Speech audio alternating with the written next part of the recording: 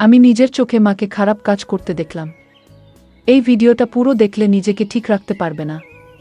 তাই বেশি দেরি না করে চলুন গল্পটা পুরো শোনা যাক। প্রথমে আমার পরিচয়টা দিয়ে দেই।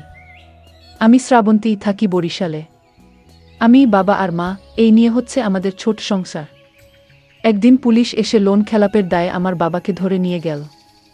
খেলাপি লোনের দায়ে আমার বাবার 10 বছরের জেল হয়। আমাদের বিষয়ে যা সম্পত্তি ছিল সবই ব্যাংক নিয়ে নেয়। মা আর আমি ভাড়া বাসায় এসে উঠি। সামান্য কিছু জমানো টাকায় আমাদের খরচ চলছিল। মা তার এক বান্ধবীর কাছে হাত পাতে টাকার জন্য বান্ধবী মাকে তার বাড়ির কাজ করার বিনিময়ে টাকা দিতে রাজি হয়। মা অগত্যা কাজ করতে রাজি হয়। মার মাসিক বেতন হবে 2000 টাকা। ঘর মোছা, কাপড় ধোয়া থেকে শুরু করে সব কাজই মাকে করতে হতো। মার বান্ধবীটা ভালো ছিল, তাই মাকে বেশি কাজের চাপ দিত না। বিকেলে মার ছুটি হয়ে যেত। বান্ধবীর এক দেবরের বন্ধু কিছুদিনের জন্য বেড়াতে এলো ওদের বাড়িতে। এখন থেকে সে এখানে থাকবে কিছুদিন।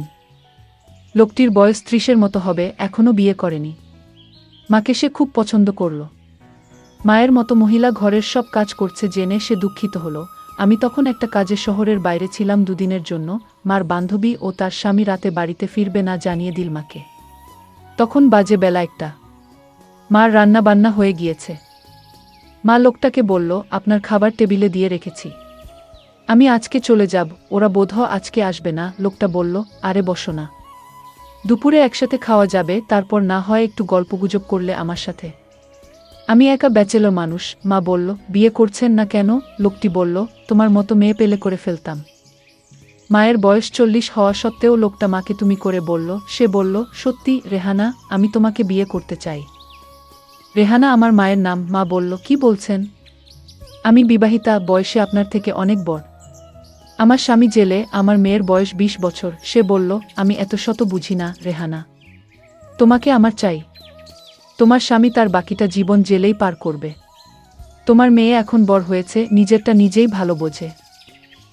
তোমার তো এখনো যৌবন আছে, একটা স্বাদ আহ্লাদ আছে। আর কতদিন এভাবে নিজেকে প্রতারিত করবে? কেন জীবনের আনন্দময় মুহূর্তগুলোকে উপভোগ করবে না? তুমি আমাকে বিয়ে না করতে চাইলেও আপত্তি নেই, আমরা বিয়ে না করেও নিজেদের চাহিদা মেটাতে পারি, কেউ কিছু জানবে না। মা ইতস্তত করে কিছু বলতে গিয়েও থেমে গেল। রেহানা, আমি চাইলেই তোমাকে পেতে পারি, কেউ কিছু জানতে পারবে না, বাড়িতে কেউ নাই, তাই ওরা খারাপ কাজ করা শুরু করলো। ঠিক তখনই আমি মাকে ফোন করলাম। মা সেই অবস্থায় আমার ফোন তুলে মা আমাকে বলল, এখন সে ব্যস্ত আছে। মা বলল, আমাকে পরে ফোন করবে বলে ফোনটা রেখে দিল। কিন্তু কলটা মনে হয় কাটতে ভুলে গেছে। কেননা সবসময় ফোন আমি আগে কাটি।